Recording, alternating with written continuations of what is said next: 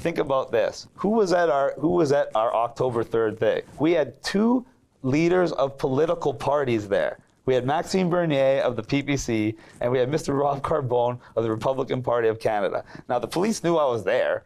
Yeah. If I was this dangerous person endangering the public and I'm on quarantine and I should be at home or I need to be arrested, why didn't they stop me from embracing these leaders of our country, shaking their hand, taking pictures of them? Why didn't they ask them to get tested? Why didn't they tell them they need to be quarantined? You know why? Because they know that there's no way that I was sick and there's no way that I needed to be quarantined. So once again, this is all for politics.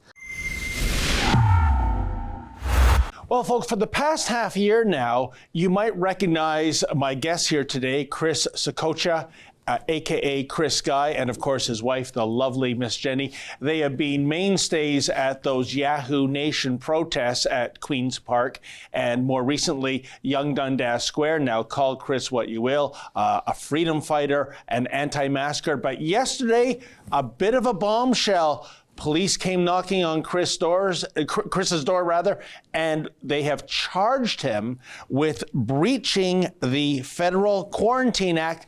It is something that comes with allegedly a penalty of up to $1 million plus 1 year in jail. Chris, that was quite the bombshell in terms of news yesterday. You were on every channel, it seemed, in the Greater Toronto Area. I got to ask you, you have been open about not abiding by the quarantine thanks to your trips to Europe. You'd come back and you openly brag on camera to us. Were you indeed expecting law enforcement to do this in the first place? Well, I kind of put them between a rock and a hard place. I publicly went to challenge the quarantine order because I know it's an illegal order. I know it won't hold up in court. And they were forced to do something. So they came and they gave us a summons. So now we have a virtual court date. Now, when you say it's an illegal order, what exactly do you mean by that? Well, what I'm saying is, even under the Emergency Powers Act, it says that any order they create is subject to the Charter of Rights and Freedoms. Okay. So any order they make that violates any of our charter rights, and the quarantine violates multiple, I don't need to go through it to say which ones, they have to have extreme justification. They have to demonstrate justification every single 30 days to extend these emergency powers. That's why they're called emergency powers. They're only supposed to be for a short period of time.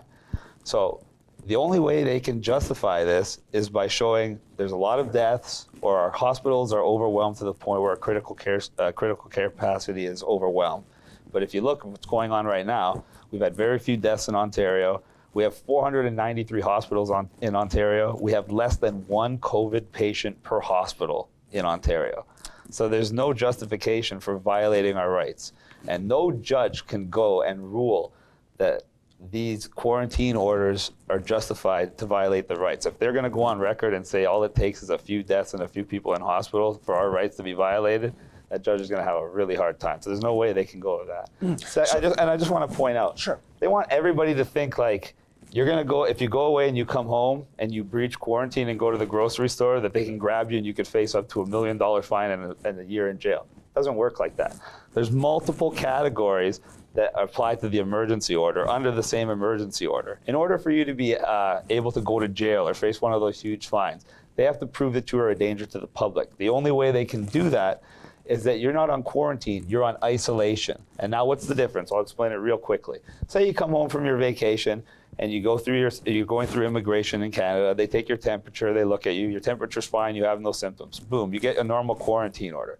Now, say you came back and you have symptoms, you have a temperature, you have a cough. At this point, they are going to assume you have COVID. They give you a different order. Now you're not under quarantine, you're under isolation. And that never happened with you and Jenny coming back from Europe? No, it did not. Let's be very clear. That did not happen. Okay. So if now it's assumed that you have the virus, whether you do or not is irrelevant because there's a high probability that you do. So now at this point, you're under the 14-day order and you have to assume you have the virus. If you go out at that point and you breach your isolation, not your quarantine, now you're a danger to the public. Now you'll be facing a huge fine or you could face jail time. So I just want everybody to know that, yeah, if you come home and you breach your quarantine, no, they can't throw you in jail, and that's what they're trying to say. And like normal, the news is usually false. Now, why won't this apply on top of the fact that it's a charter violation? They're saying they're basing this 14-man-a-day quarantine off public health official guidelines. They came from the CDC itself. However, the CDC itself, way back in August, removed the 14-day quarantine guideline from their website and from all their literature. The primary reason for this was studies out of Europe showed that after 10 days, anybody infected is no longer contagious. And that is the standard in Europe, isn't it? Yes, 10 days, okay. And that's why they have a 10-day quarantine in Europe. And I'd like to point out that I was on day 13 of my quarantine, so I was like literally hours away from the quarantine being done, literally hours. And now the CDC doesn't have a 14-day quarantine guideline anymore, and it's because the studies out of Europe show that even after 10 days, you're no longer contagious, and that's if you have the virus. But Chris, what I find almost farcical about the way we're handling these quarantines, I've been personally going to the airport back at the peak of the pandemic when the restrictions were first announced back in March, showing that international flights, including 5 to 10 flights a day from China, were still landing daily in Canada. And basically, you were under orders to quarantine yourself, but it was based on an honor system. And I don't have any stats, but I can make a hunch. I'm assuming several people breached quarantine, because unless we had an army of authorities tailing these people, how could you enforce it? So basically, I guess what I'm getting at is that you did something perhaps hundreds or even thousands of people have been doing in Canada. It's just that your sin seems to have been that you were vocal about it. Well, yeah, they wanted to make an example out of me because I've been at the forefront of this. They call me an anti-masker. First of all, we're not anti-masker. I just want to throw that out there. We're anti-mandatory because mandatory means you're giving up your freedom. I say if you work in healthcare, if you work with elderly, that you should wear personal protection equipment. And that's not a mask. That's a medical grade respirator, N95 or better, that has a special HEPA filter that can actually filter out viral-sized particles. So we're not anti-mask, we're anti-mandatory, we're pro-freedom, and if you want to wear a mask, we're not going to fight you on it, just don't tell us to. So moving on from that, I just wanted to make a statement.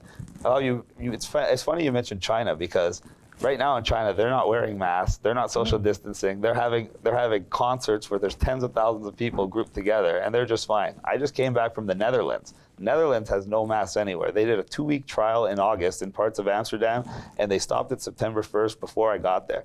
And I'm telling you right now, they think the idea of masks on children in schools is child abuse, and many other countries agree with them. Their doctors agree with them, their scientists agree with them, their people agree with them. Meanwhile, over here, if you even suggest that a 4 or 5 or 6-year-old child shouldn't wear a mask 8 hours a day, they're calling you anti-science, irresponsible, conspiracy theorists, everything under the sun to try to discredit you. But how can they discredit you when there's other countries that are examples where their doctors, scientists, and leaders all agree that masks are not required and their people are just fine?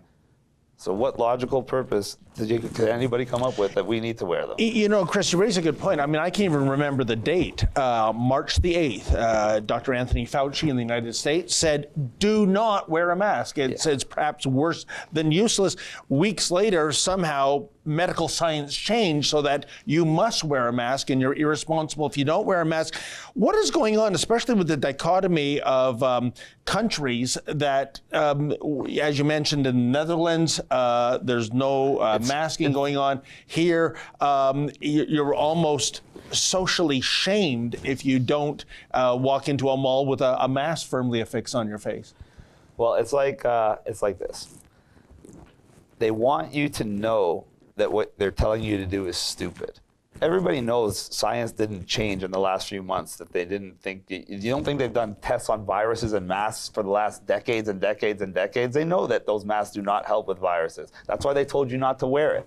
But now, if they can tell you to do something that you know is wrong and you still go along with it, you're diminishing your self-respect. And when they can make you diminish your self-respect, they can make you go along with more and more egregious things. And that's what they're doing it for. It's about control. It's not about safety.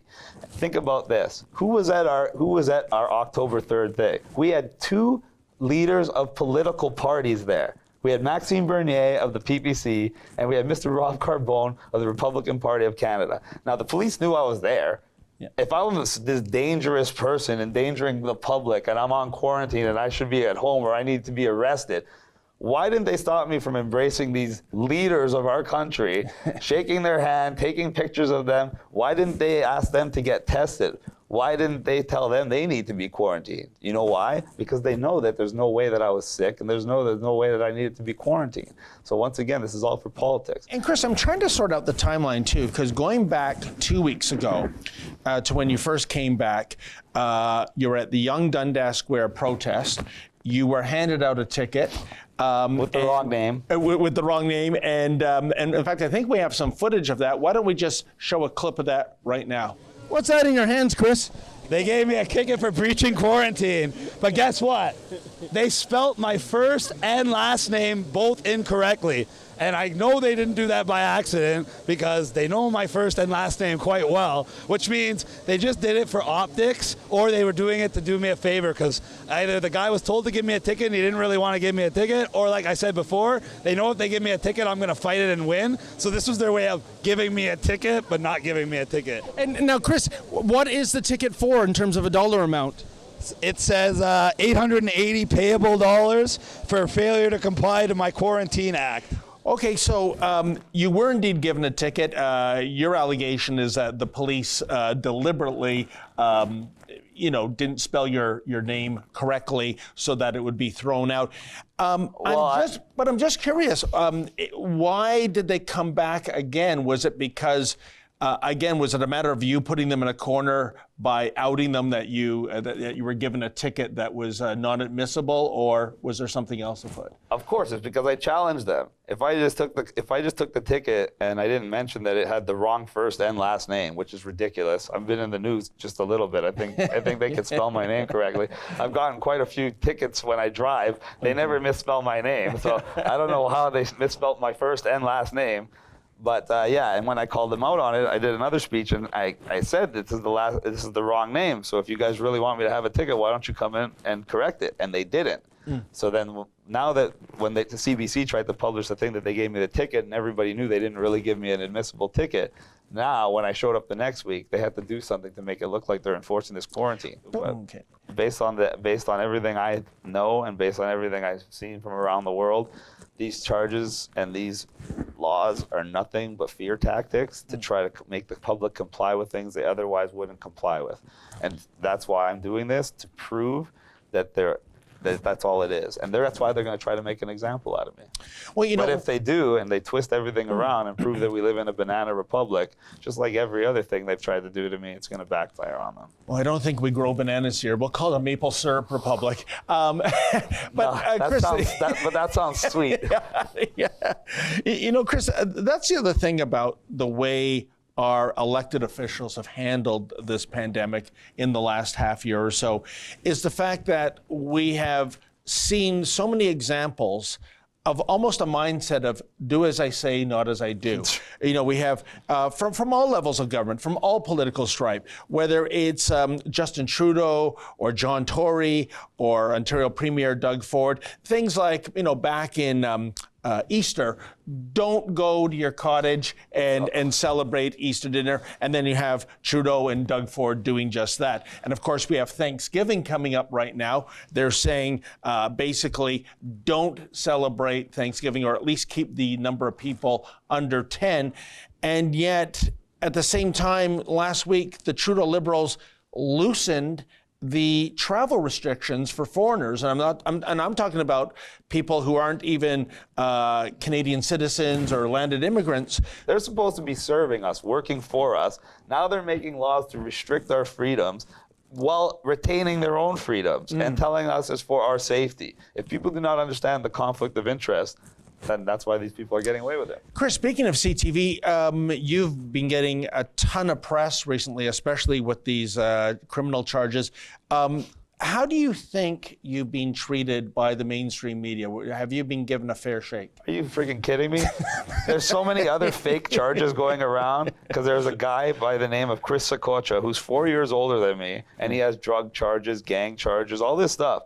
and they keep pushing it and pretending like it's me. I've seen it everywhere, over and are you over and serious? over and over again. I've even seen people take pictures of the charges Yeah. and make memes posting pictures of me with the charges and blasting them all over social media. And are you alleging they're deliberately Of making course they this are. mistake? Of Okay. course they are, because they just say they're quoting somebody else, so then they're not liable for defamation. Because Wow. it's easy to say they legitimately didn't know when the person has the same name as you.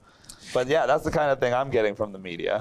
Yeah, in the most recent CBC story, I noticed there was a graph in the story, Chris, that said that you also, here's the quote, helped distribute bogus exemption cards in an attempt to get around emergency bylaws Toronto has enacted requiring face coverings in indoor public spaces. What do they mean by bogus? Because I could go onto the Toronto Transit Commission website and download an exemption card, basically, get a printout. Are they alleging, and heck, we're selling these little guys, I am exempt, at maskexemption.ca. There's a shameless plug for $10. Is CBC seemingly suggesting that unless you're a government agency producing a mask exemption card, then all other cards or badges are bogus? Literally, it's just more wordplay and more mainstream media lies. They're telling people it's bogus, so people think the card won't work, so people think they don't have a right to exemption. I'm going to tell everybody right now, you don't need a card. You can go anywhere and say, I have a medical exemption. It can be for any reason, psychological, physiological, etc., and they cannot deny you. I made the card simply as an educational awareness tool to let the entire country know that you still have your freedom, you still have your rights. They cannot mandate something and take away your rights or freedoms. I was in Ireland, right? So they had a convention of pharmaceutical executives. They wouldn't tell me what the convention was, but they knew who I was and they knew what I was about. So they did tell me that this is a big pharma corp. And there was 36 people representing these corporations there. And these are the corporations that are making the masks and telling you need to wear the mask. And masks are mandatory there in Ireland. Guess how many of them were wearing masks? Does it rhyme with hero? Yeah, but it shouldn't. Okay. But yeah, definitely. But Zero. Chris, I want you to weigh into, before we're out of time, in the big picture, the way I look at things is that the government, starting in March, really came down hard on so many normal Canadian citizens just going about their business, slapping them with these $880 tickets. It prompted us to launch the fightthefines.com website. And some of the stories, Chris, they were off the charts crazy, like the senior citizen Walter Matheson in New Brunswick getting a ticket from an RCMP officer because he was in a car by himself in a Tim Hortons parking lot with the windows up, eating a muffin and having a coffee, if you can imagine. So, in other words, the most dangerous interaction was Walter Matheson and the RCMP constable talking. I think, I'm not trying to give us a lot of credit here, Rebel, but once we started exposing that, there was a softening of this ticket jihad. But now with this so-called second wave, we're getting all kinds of rumblings that, and you've even had Doug Ford himself say, the party's over. I am wondering if in the weeks and months ahead, because of the increase in COVID-19 positive numbers, not deaths, but positive cases, do you see us going more down the road of what's happening in Australia, for example, where there's been a complete eclipse of citizens' rights in places like Melbourne, police breaking into people's houses, police monitoring social media and arresting a pregnant woman that was going to go to a protest. Do you see us going down that path? I can tell you exactly what's going to happen. This has all been pre-planned. Even in my April, May videos, I was telling everybody by October we're going to be locked down again. We're going into lockdown. Get it through your heads, people. This decision has already been made. They're doing it gradually to limit your resistance to it, and so they could use predictive programming, which is what the propaganda is called, to get you to accept it, so you just go along with it. If we don't do anything, we don't say anything, if people like me weren't speaking up, we would already be Australia. They just did it to Ireland. Ireland is now on level 5 lockdown. You can't go more than 5 kilometers from your house, and no one's allowed to do anything. All the shops are closed. And if you think they aren't doing it here, why do you think they canceled CERB and now created 3 new programs? CERB, CRSB, CRCB. And they extended them all the way into July 2021. Why would they do that? Because they plan on locking us down, keeping us locked down till the summer, slowly getting us out of lockdown in the summer, and then surprise, back in the fall, before we get out of lockdown, back to lockdown again. If you guys haven't understood, it's a pattern, and they plan on never letting you out of lockdown, never letting you not wear the mask, and never giving you your freedoms back. Freedom is never given, it's always taken.